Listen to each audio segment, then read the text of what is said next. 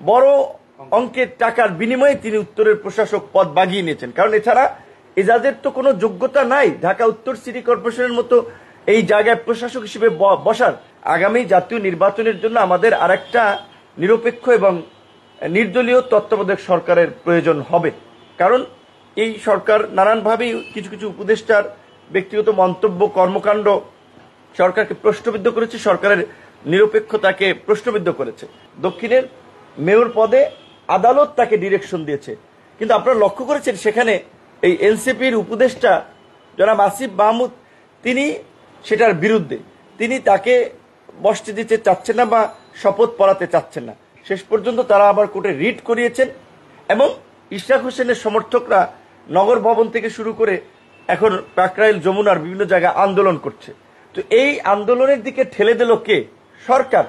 কারণ উপদেষ্টা সে পিচ্ছি হোক আর বড় হোক, গ্রাজুয়েট হোক আর আন্ডার গ্রাজুয়েট হোক, সে তো উপদেষ্টা।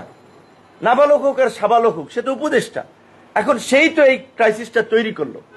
এই যে আজকে এখন একটা দলকে জনগণের মাঝে দেখানো হচ্ছে যে তারা জনদুর্ভোগ তৈরি করে মেয়র পদে বসতে কর্মসূচি পালন করছে।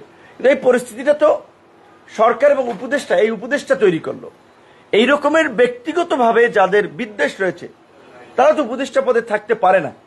বিপরীত দিকে আমরা যদি দেখি ঢাকা মহানগর উত্তরের ক্ষেত্রে সিটি কর্পোরেশনে নিষিদ্ধ ঘোষিত সংগঠন হিজবুত তাহরীরের নেতা জঙ্গিবাদের অর্থায়ন এবং সম্পৃক্ত ছিলেন, সেই অভিযোগে তিনি গ্রেপ্তার হয়েছিলেন, কারাবরণ করেছেন 2015 সালে দুইবার। এবং ওখান থেকে মুক্ত হয়ে যেটা আমরা দেখেছি ওই শাহেদের মতো, বাটপার শাহেদের মতো, আপনারা দেখেছেন না বঙ্গভবন গণভবনে একদিনে গেছে 3-4টা পাঞ্জাবি নিয়ে, পাঞ্জাবি চেঞ্জ করে বিভিন্ন মানুষের সাথে ছবি তুলে। ঠিক একইভাবে আওয়ামী লীগের নেতাদের সাথে হাসান মাহমুদ, কৃষিমন্ত্রী আব্দুর রাজ্জাক, স্পিকার, বিভিন্ন মানুষের সাথে ছবি তোলা, প্রোগ্রামে যাওয়া, তিনি আওয়ামী লীগের লোক এটা প্রমাণ করার চেষ্টা করেছেন। আবার এই পট পরিবর্তনের পরে এই জাতীয় নাগরিক কমিটিতে ঢুকে শুনেছি যে বড় অঙ্কের টাকার বিনিময়ে তিনি উত্তরের প্রশাসক পদ বাগিয়ে নিয়েছেন। কারণ এছাড়া এজাজের তো কোনো যোগ্যতা নাই ঢাকা উত্তর সিটি কর্পোরেশনের মতো এই জায়গায় প্রশাসক হিসেবে বসার।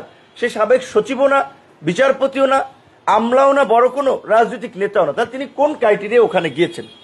আর এই ধরনের একজন ব্যক্তিকে নিয়োগের মাধ্যমে আমরা যেটা দীর্ঘদিন ধরে নানানভাবে শুনে আসছি যে সরকার উগ্রপন্থীদেরকে পৃষ্ঠপোষকতা করছে, উগ্রপন্থীদেরকে স্পেস দিচ্ছে।